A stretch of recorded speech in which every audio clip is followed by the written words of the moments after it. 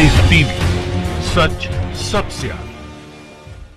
नमस्कार, आप देख रहे हैं द लाइव टीवी और मैं आपके साथ जुनैद अंसारी। भारतीय जनता पार्टी के एक नेता हैं रोशन बेग, जिन पर 4,000 करोड़ का जो पोंजी स्कैम है उस पर घोटाले में आरोपी हैं और उन पर आज जो सीबीआई की जांच हुई है उसमें उनको गिरफ्तार कर लिया गया है और 14 दिन के लिए हिरासत में भेजा गया है। और इसी सब मामले में बात करने के लिए हमारे साथ तमाम लोग मौजूद हैं। जी, किस तरह से देखते हैं जो भाजपा के जो एक नेता हैं वे 4,000 करोड़ का स्कैम का मामला सामने आया, कर्नाटक के नेता हैं। भाजपा वाले नेता ने अगर घोटाला किया है तो भारत वालों के जो आजकल हिसाब चल रहा है, भाजपा का जो हिसाब है वो घोटाला नहीं माना जाएगा। अच्छा, हाँ, क्योंकि रीत है, भाजपा वाले घोटाला करे तो वो घोटाला नहीं है। अगर किसी अपराध में पकड़ा जाए तो अपराधी नहीं है, देश से भाग जाए तो भगोड़े नहीं है।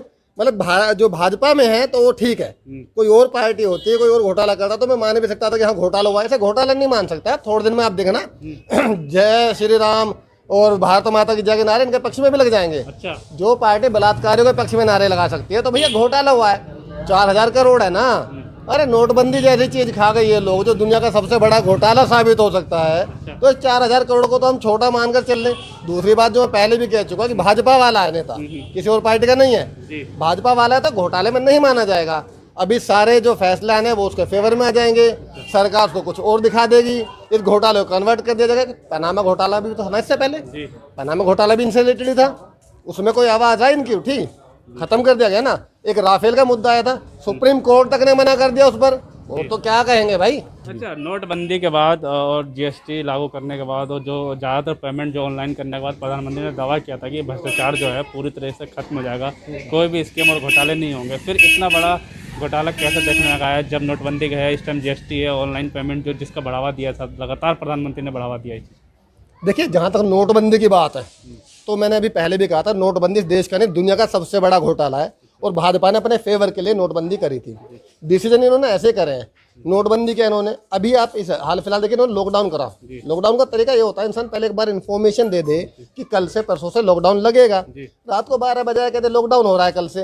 अरे कोई इंसान बाहर फंसा हो सकता है, कोई बीमार कहीं रास्ते में हो सकता है, कोई हो सकता है अस्पताल से कहीं घर जा रहा हो या घर से अस्पताल जा रहा हो, सबको एकदम से रोक देना। किसी घर में शादी भी थी, किसी घर में कुछ और भी प्रोग्राम हो सकता है, कोई हो सकता है बहुत दूर कहीं पर गया हो, वो वापस अपने घर आ रहा हो, जो ट्रक वाले तो सारा सामान इधर से उधर होता है वो रास्ते में आ रहे थे। मतलब सारी जो डिसीजन है ना इनके, वो बगैर सोचे समझे हैं, सिर्फ अपने हित के हैं, जिसे मैं बार बार कह रहा हूँ।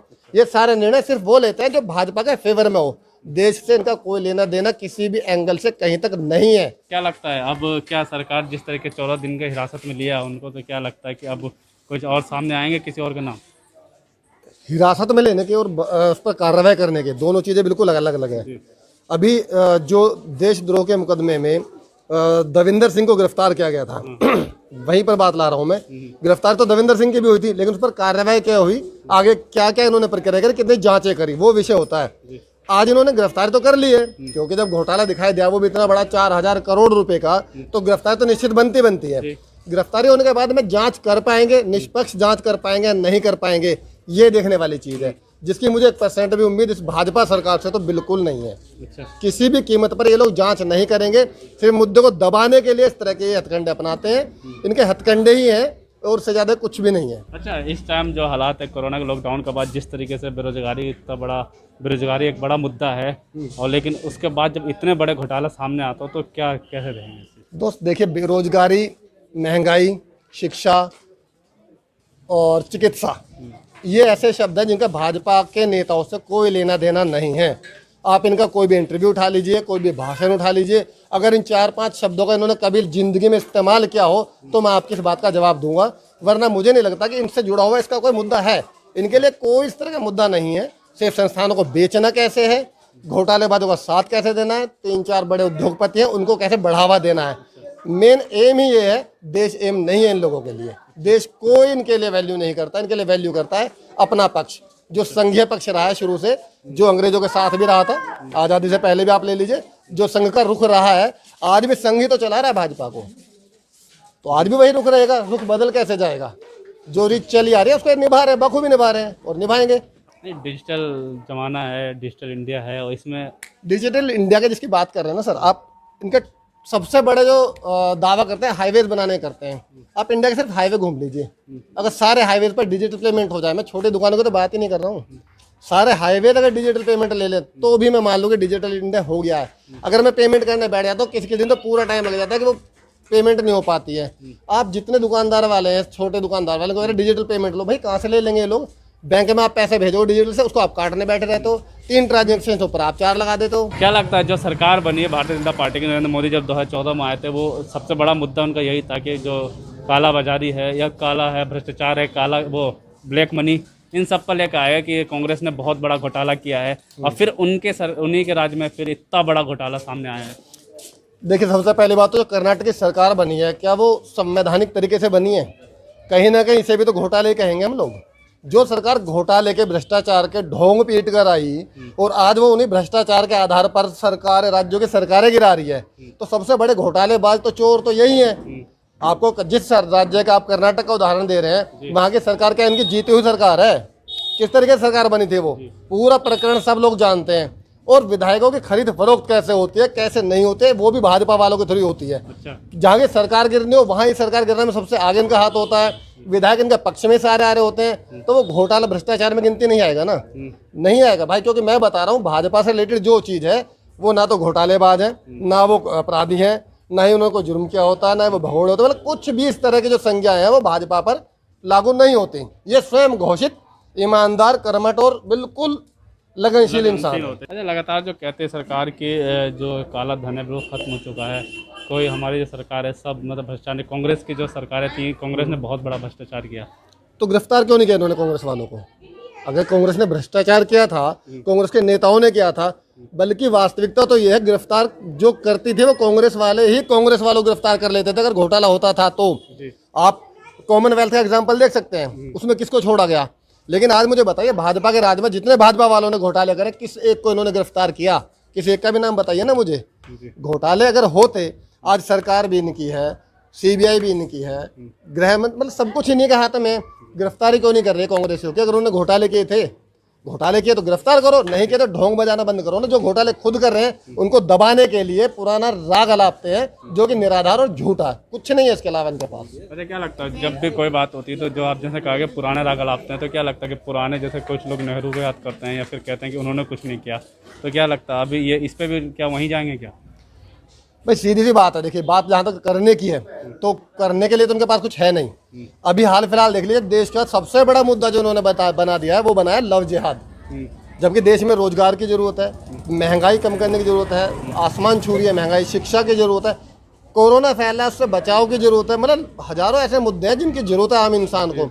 इन मुद्दों से इनको कोई मतलब नहीं होता, इनका मतलब सीधा से होता है कि मुद्दों से गुमराह करा जाए, संस्थानों को बेचा जाए, अपना प्रॉफिट कैसे होगा वो देखा जाए और उस प्रॉफिट को निकाल कर एक साइड हो जाया जाए। सिर्फ गुमराह करने के लिए जनता को इस तरह के मुद्दे लोग सामने लाते हैं जो किसी तरीके से कोई आधार नहीं होता। अब बताइए, आप आज के युग में नेहरू जी को ला रहे हैं, राजीव गांधी जी को ला रहे हैं, जब उन्होंने जो बनाया है इनसे वो नहीं संभल रहा है यार, उसे संभाल कर कुछ नया तो दे दो। अब एक नया नाटक इन्होंने रचा है दिल्ली के अंदर, जेएनयू के लोग नाम बदल रहे हैं। क्यों बदल रहे हो भैया? नाम बदलने से, अभी तक तो देशद्रोही यूनिवर्सिटी है, नाम बदलने से देशभक्त हो जाएगी? हो सकता है, क्योंकि ज़्यादातर जो अपराध देखने को मिला है कि जिस चीज़ पर अपराध का आरोप हो या फिर कोई भी आरोप होता है, जब वो भारतीय जनता पार्टी में शामिल होता है तो बेगुनाह हो जाता है। तो क्या लगता है कि ऐसा हो सकता है अगर उनका नाम बदल दे तो फिर? तो नाम बदलने के साथ स्टूडेंट्स भी बदलने चाहिए सारे। अच्छा। सारे जो स्टाफ है वो बदलना चाहिए, सारे जो टीचर्स है वो भी बदलने चाहिए, जो उनका प्रोसेस है वो सारा बदलना चाहिए, जो एंट्रेंस का तरीका है वो भी बदलना चाहिए, जो जमीन है वहां से हटाकर कहीं और यूनिवर्सिटी भी लगानी चाहिए। क्योंकि जमीन भी तो देशद्रोही होगी ना अभी तक, कितने सालों से अगर वो चल रही है तो भाई जमीन के खून पानी वहीं से तो चल रहा है सारा जो चलता है, तो वो सारा बदल लेंगे। औकात होनी चाहिए एक नई यूनिवर्सिटी तैयार करने की, ना कि नाम बदलने की। मतलब बच्चे पैदा हो नहीं रहे, हम दूसरे का बच्चे लेकर उसका नाम रख रहे हैं, तो वो वाली बात हो गई। अपना कुछ होगा नहीं इनसे, दूसरों का नाम बदल देंगे, तो यही इनकी औकात है, इतना ही इनके बस की है, इससे ऊपर जाने की औकात नहीं है। कांग्रेस ने जितनी यूनिवर्सिटी, जितने हॉस्पिटल, जितनी सुविधाएं, डैम्स और स्कूल्स कॉलेजेस बनाए हैं, जितनी IIT IIMs बनाए हैं, ये एक तो बना दो। नाम बदल कर काम चलाएंगे, घोटाले कर काम चलाएंगे, और ये भी एक घोटाला ही है कोई जो ये करने वाले हैं, अभी तक हुआ नहीं है। नाम बदलना इनके लिए कोई मतलब बदलकर अपने आप अच्छा, को। देखा गया कि जैसे उत्तर प्रदेश के सीएम भी अक्सर जिलों के नाम बदलते हैं, रोडों के नाम बदल जाते हैं, तो क्या ये भी कड़ी उसी कड़ी के होगी कि नाम बदल दो यूनिवर्सिटी का? यार उत्तर प्रदेश के सीएम की बात करोगे, नाम बदलने के अलावा और करते क्या हो साहब? अभी देखिए कोरोना चल रहा है, सबसे बड़ा जो मुद्दा है देश के अंदर कोरोना है। कोरोना के अंदर आप लोगों ने अगर कोई व्हीकल चलाते हो मास्क नहीं लगाया है तो आपका चालान कटना तय है। इसके अलावा आप रोड पर कैसे घूम रहे हैं कोई मतलब नहीं है, बाजार में कितनी भीड़ है कोई मतलब नहीं है, अस्पताल में वेंटिलेटर कितने कोई मतलब नहीं है, दवाई है या नहीं है कोई मतलब रैलियों में नहीं कितनी भीड़ उसका है। रैलियों में तो कहने की बात ना करें, छोड़िए, तो वो देशभक्ति आ जाती है, फिर जय श्री राम बोलने वाले होते हैं, मुझे पाकिस्तानी बता देंगे तो मैं थोड़ा उससे दूर रहता हूँ। रैलियों की बात मैं नहीं करता हूँ, क्योंकि मैं जय श्री राम कह दूं या ना कह दूं फर्क नहीं पड़ेगा, पर मुझे भाजपा में होना बहुत जरूरी है। अच्छा। देशभक्ति और राष्ट्रभक्ति और क्या कहते हैं वो हिंदुत्व, वो मेरा तभी लाजमी है जब मैं भाजपा के अंदर हूँ, वरना सब बेकार तो है। हिंदुत्व खतरे में तभी तो उनको बचाने की बात करते हैं। किससे खतरे में हिंदुत्व? वो तो भारतीय जनता पार्टी कहती है लगातार हिंदू खतरे में अभी जिन लड़कियों के बलात्कार हो रहे हैं रोज, वो हिंदू हैं या मुसलमान हैं? कितनी लड़कियां हिंदू हैं, कितनी मुसलमान हैं, कितनी गैर और धर्म की हैं, उसको डिफाइन कर लीजिए। और उनके बलात्कार करने वालों में कितने भाजपा के नेता, उनके कार्यकर्ता शामिल हैं, उनको भी शामिल कर लीजिए। फिर उन पर कितनी कार्रवाई हो वो भी देखा जाए। देश को लूटने में, भागने में और घोटालों में कितने भाजपा के नेता हैं वो भी देखा जाए, तब पता लगे ना कि देशभक्ति, हिंदुत्व, राष्ट्रभक्ति जो सारे वर्ड्स हैं वो कैसे काम कर रहे हैं, या जो ये कहते हैं वो सही होता है बस। रुख देशभक्त नहीं है, लेकिन भाजपा नेता तो अक्सर नथुराम गोडसे को देशभक्त बताते हैं। हाँ, नाथुराम गोडसे जैसे ही तो देशभक्त है इनके लिए, सावरकर जैसे वीर है इनके लिए।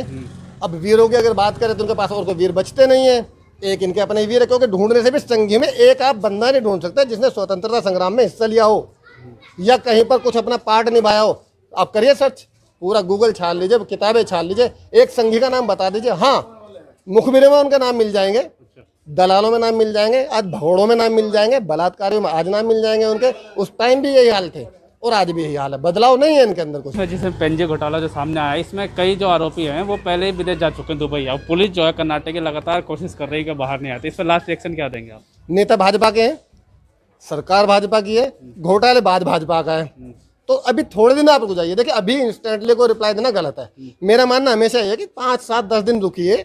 ये 2, 4 दिन का जो एकदम लाइट में आया तो लोगों में आक्रोश होता है, अच्छा इतनी हम तो भुखमरी में जी रहे हैं, 4000 करोड़ का घोटाला करके भाजपा जो देशभक्ति दिखा रही थी। तो ये चीज़ जरा एक बार हट जाए, आप सब कुछ देखें, हो सकता है ये भी देश से बाहर हो। जब इतने घोटालेबाज बाहर हो चुके तो इनका बाहर जाना कोई बड़ी बात नहीं होगी। जी बिल्कुल, जिस तरीके से लोगों से बात की, लोगों का साफ तौर पे यही कहना है कि जो भी भारतीय जनता पार्टी के जो नेता हैं वो घोटाले करके जो पिछले वो बाहर चले जाते हैं, इसमें कोई आश्चर्य की बात नहीं है कि जो उसके कुछ आरोपी जो बाहर चले जा चुके हैं। आपको बता दें कि कर्नाटक में जो ये घोटाला हुआ पेंजी स्कीम में 4000 करोड़ का घोटाला है, जिसमें भारतीय जनता पार्टी का नेता का नाम आया है। और आपको बता दें कि सीबीआई ने उनको गिरफ्तारी अभी जो है, अभी ताज़ा अपडेट है, गिरफ्तार कर लिया है और 14 दिन की हिरासत में लिया है। अब देखते हैं कि 14 दिन के बाद और भी क्या इस केस में क्या सामने आता है और क्या और कोई बड़े नाम जो हैं वो सामने आते हैं या नहीं, है तो अब 14 दिन बाद ही पता चलेगा। लाइव टीवी, सच सबसे आगे।